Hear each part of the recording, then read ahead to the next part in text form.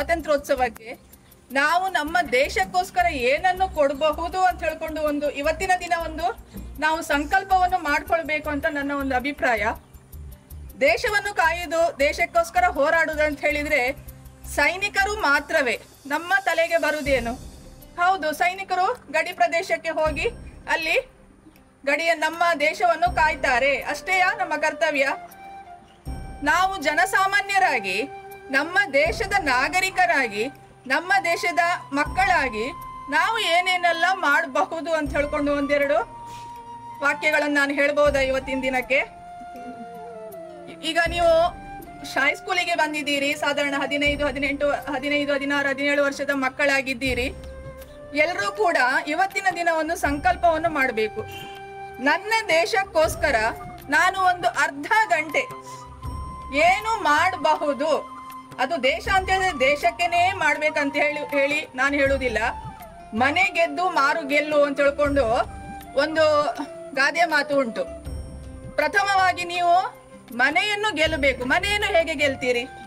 ನೀವು ನಿಮ್ಮ ತಂದೆ ತಾಯಿಯನ್ನು ಪ್ರೀತಿಸಬೇಕು, ಗೌರವದಿಂದ ನೋಡ್ಬೇಕು. ಈಗಿನ ಕಾಲ ಹೇಗಾಗಿದೆ ಅಂತ ಹೇಳಿದ್ರೆ ಎಲ್ಲರೂ ಕಲಿತಾರೆ, ಮಕ್ಕಳು ದೊಡ್ಡವರಾಗ್ತಾರೆ, ಒಳ್ಳೊಳ್ಳೆ ಕೆಲಸಕ್ಕೆ ಹೋಗ್ತಾರೆ. ಪ್ರಾಯ ಆದ ತಂದೆ ತಾಯಿಗಳು ಮನೆಯಲ್ಲಿ ಅವರಿಗೆ ಪಾಪ ನೋಡಿಕೊಳ್ಳುವವರಿಲ್ಲ. ಮಕ್ಕಳ ಹತ್ರ ಹಣ ಉಂಟು, ಅವ್ರೇನ್ ಮಾಡ್ತಾರೆ, ತಂದೆ ತಾಯಿಗೆ ನೋಡಿಕೊಳ್ಳುವವರಿಲ್ಲ, ನಾವು ಆಶ್ರಮಕ್ಕೆ ಕಳಿಸುವ, ವೃದ್ಧಾಶ್ರಮಕ್ಕೆ ಕಳಿಸುವ ಮಕ್ಕಳನ್ನು ಅಂತ ಹೇಳ್ಕೊಂಡು ವೃದ್ಧಾಶ್ರಮಕ್ಕೆ ಕಳಿಸುವ ಒಂದು ಪರಂಪರೆ ಈಗ, ಮೊದ್ಲಿರ್ಲಿಲ್ಲ, ಈಗ ಹುಟ್ಟಿಕೊಂಡಿದೆ. ಅಲ್ಲಲ್ಲಿ ವೃದ್ಧಾಶ್ರಮ ಉಂಟು. ತಂದೆ ತಾಯಿಯನ್ನು ಅಲ್ಲಿ ಕಳಿಸುವುದು, ಮಕ್ಕಳು ಫಾರಿನ್ ಅಲ್ಲಿ ಕೆಲಸ ಮಾಡುವುದು, ಹಣವನ್ನು ಒಂದು ಮಾತ್ರ ಕಳಿಸುವುದು ತಂದೆ ತಾಯಿಗಳಿಗೆ. ಇಷ್ಟು ಸಾಕ? ಖಂಡಿತ ಇಲ್ಲ, ಸಾಧ್ಯ ಇಲ್ಲ. ಯಾಕೆ ಅಂತ ಹೇಳಿದ್ರೆ ಪ್ರಾಯ ಆದ ಹಾಗೆ ಸೀನಿಯರ್ ಸಿಟಿಸನ್ ಅಂದ್ರೆ 60, 55, 60 ವರ್ಷ ಆದ ಹಾಗೆ ತಂದೆ ತಾಯಿಗಳಿಗೆ ಏನು ಬೇಕು?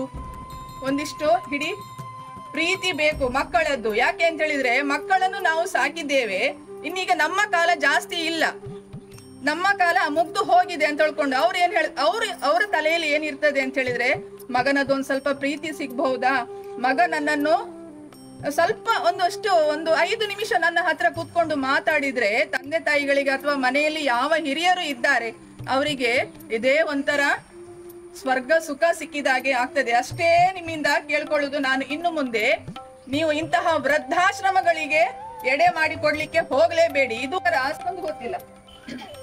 ಇಲ್ಲಿ ಸೇರಿದಂತೆ ಎಲ್ಲ ಮಕ್ಕಳು ಭಾರತ ದೇಶದ ಸಂಸ್ಕೃತಿ, ಸಮಗ್ರತೆ, ಏಕತೆಯನ್ನು ಉಳಿಸಿಕೊಳ್ಳುವ ಕೆಲಸವನ್ನು ಮಾಡಿ ಎಲ್ಲ ವಿಷಯವನ್ನು ಸ್ವಾತಿ ಪ್ರಭುರವರು ಹೇಳಿದ್ದಾರೆ. ನನಗೇನು ಮಾತಾಡ್ಲಿಕ್ಕೆ ಉಳಿಸ್ಲಿಲ್ಲ, ಅವರು ಎಲ್ಲರನ್ನು ಹೇಳಿದ್ದಾರೆ.